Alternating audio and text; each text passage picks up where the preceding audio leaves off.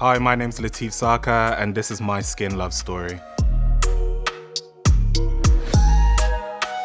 So when I think it comes to my skin tone, my complexion, I definitely don't think it's best represented in the media. I think, as a black man, especially when we're talking about skincare, I often don't see people who look like myself. I do think it is getting better, and I think there are loads of content creators trying to solve that, but I think there is a lot that needs to be done in that space. I definitely felt like if I saw more people growing up that looked like me in mainstream media, I definitely would have had a more positive experience with the way I think about my skin.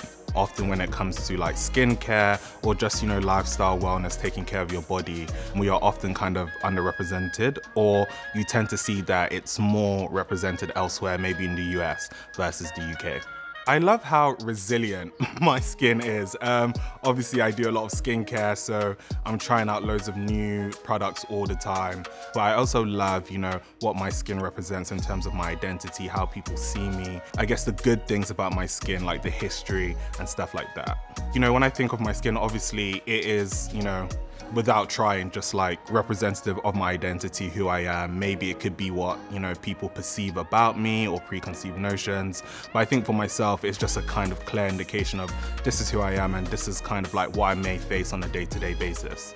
Do you know what? It sounds like proper cliche, but just to actually love your skin and take care with everything you do with it, whether it be new products or just generally just kind of aftercare, that has generally been the best advice I've gotten.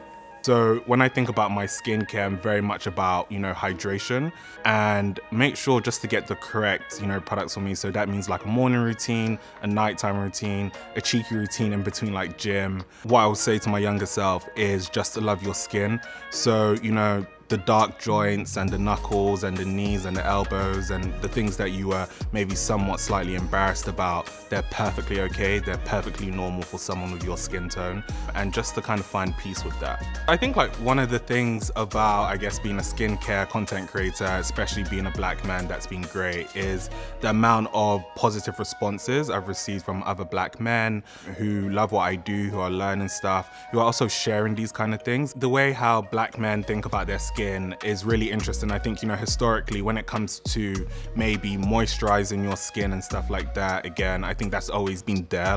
Your parents kind of tell you, don't leave the house looking dry, moisturize your skin, whatever. I think it's that kind of finer detail of maybe going through different options, trying to understand what ingredients work well for you or what doesn't, the kind of level of attention or the kind of rules that go with skincare, no matter how you want to play. And I think there's definitely more of a shift for people not only to kind of explore it, but to genuinely have kind of open conversations about that on social media or in their group chats or with their friends. And I think that's something that maybe we just didn't see 5, 10, 20 years ago. A really kind of feel-good moment was I was in Brixton and I actually had 2 boys about maybe in their school uniform, so I'm gonna assume maybe 14 to 16. And they actually ran up to me and one of them was like, oh my God, I watch you on YouTube. And he just went into this whole thing talking about how some of the advice I gave him about spots and stuff has helped clear his skin. It was just good the way how they just came up and there was this kind of acknowledgement that somehow I benefited them. My skin, my Cantu.